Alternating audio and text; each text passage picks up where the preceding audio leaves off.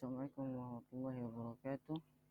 Saya akan memberikan sedikit materi tentang fikih. Itu air musta'mal menurut 4 mazhab. Itu mazhab pertama yaitu mazhab Al-Hanafiyah. Menurut mazhab ini bahwa yang menjadi musta'mal adalah air yang membasahi tubuh saja dan bukan air yang tersisa di dalam wadah. Air itu langsung memiliki hukum musta'mal saat dia menetes dari tubuh sebagai sisa wudhu atau mandi. Air musta'mal adalah air yang telah digunakan untuk mengangkat hadas, wudhu, untuk salat atau mandi wajib, atau untuk qurbah. Maksudnya untuk wudhu atau untuk mandi sunnah.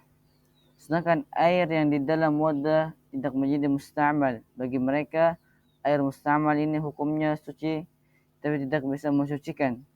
Artinya air itu suci, tidak najis dan tidak bisa digunakan lagi untuk berwudu atau untuk mandi.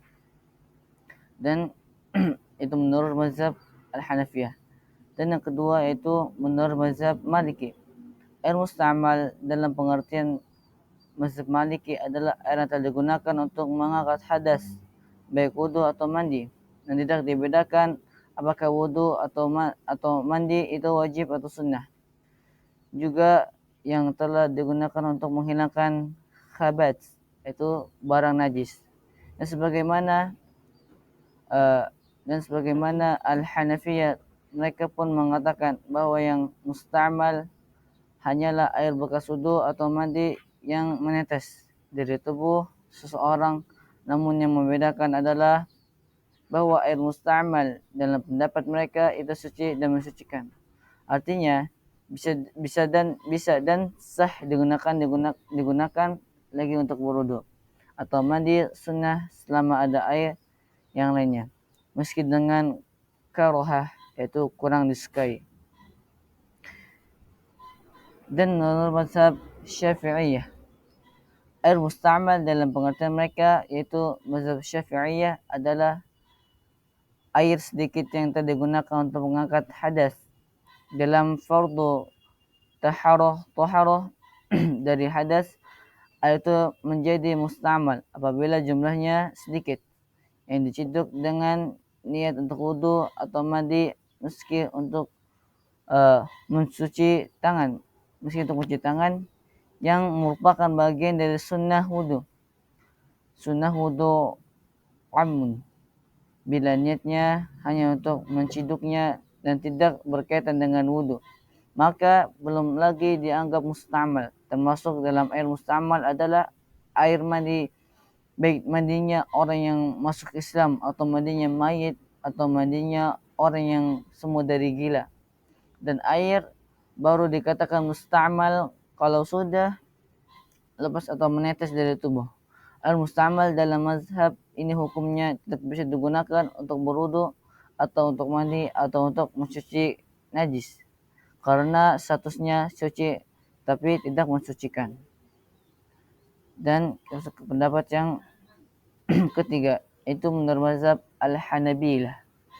Al-musta'mal dalam pengertian pendapat Al-Hanabilah itu adalah air yang telah digunakan untuk bersuci dari hadas kecil yaitu wudu, atau hadas besar yaitu mandi, atau untuk menghilangkan najis pada pencucian yang terakhir dari 7 kali pencucian. Dan untuk itu air tidak mengalami perubahan baik warna, rasa maupun aromanya. Dan itu air bekas mandikan jenazah pun termasuk air musta'mal. Namun bila air itu digunakan untuk mencuci atau membasuh sesuatu yang digunakan kerangka ibadah, maka tidak dikatakan air musta'mal. Seperti mencuci muka yang bukan dalam rangkaian ibadah ritual wudu, atau mencuci tangan yang juga tidak ada kaitan dengan ritual ibadah wudu, dan selama air itu sedang digunakan untuk berwudu atau mandi, maka belum dikatakan musta'mal. Hukum musta'mal baru jatuh bila seseorang sudah selesai menggunakan air wudu itu atau mandi lalu melakukan pekerjaan lain dan datang lagi untuk wudu atau mandi lagi dengan air yang sama, barulah saat itu dikatakan bahwa air musta'mal. Mazhab ini juga mengatakan bahwa bila ada sedikit tetesan air musta'mal yang jatuh ke dalam air yang jumlahnya kurang dari dua kullah, maka tidak mengakibatkan air itu menjadi tertular ke musta'malnya. Ya Allah a'lam bishawab. Mungkin segini bisa saya sampaikan. Mohon maaf apabila ada salah kata dan kekeliruan, dan apabila ada kesalahan terutama dari saya sendiri dan dari syaitan, dan apabila ada benar itu adalah dari Allah Subhanahu wa taala. Saya akhiri, wassalamualaikum warahmatullahi wabarakatuh.